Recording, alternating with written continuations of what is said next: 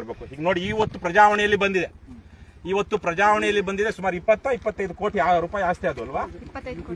25 ಕೋಟಿ ರೂಪಾಯಿ ಆಸ್ತಿಯನ್ನ ಯಾವೊಬ್ಬನೂ ಉಳಿಸಿಲ್ಲ. KRS ಪಕ್ಷದ ಮೋಹನ್ ಕುಮಾರ್ ಅನ್ನುವಂತ ಏಕೈಕ ವ್ಯಕ್ತಿ ಉಳಿಸ್ಕೊಟ್ಟಿರೋದು ಇವತ್ತು. ನಮ್ಮ ಪಕ್ಷದ SC/ST ಘಟಕದ ಅಥವಾ ಬೆಂಗಳೂರು ಘಟಕದ ಉಪಾಧ್ಯಕ್ಷರವರು ಅಲ್ಲ, ರಾಜ್ಯ ವರ್ಕಿಂಗ್ ಕಮಿಟಿ ಸದಸ್ಯರು ನಿರಂತರವಾಗಿ ಬೆಂಗಳೂರಿನ DC ಕಚೇರಿಗೆ ನಮ್ಮ ಕಾರ್ಯಕರ್ತರ ಜೊತೆ ಹೋಗಿ DC ಇವತ್ತೇನು ಜಗದೀಶ್ ಅಂತಿದ್ದಾರೆ ಅವರನ್ನ ಸ್ಥಳಕ್ಕೆ ಕರೆಸಿ ಮಹಾಲಕ್ಷ್ಮಿ ಲೇಔಟ್ನಲ್ಲಿ ಜಿಲ್ಲಾಧಿಕಾರಿ ಜಿಲ್ಲಾಧಿಕಾರಿ ಮನೆಗೆ ಅಂತೇಳಿ ಏನು ಒಂದು ಸ್ಪೆಷಲ್ ಆಗಿ ಅಲಾಟ್ ಮಾಡಿದ್ದಂತ ಜಾಗವನ್ನ 2014-15 ತೆರವು ಮಾಡಲಾಗಿತ್ತು. ಆದ್ರೆ ಮತ್ತೆ ಹೋಗಿ ಭೂಗಳ್ಳರು ಅದರ ಮೇಲೆ ಆಕ್ರಮಿಸಿಕೊಂಡು ಅಲ್ಲಿ ಏನೇನೋ ಮಾಡ್ತಾ ಇದ್ರು.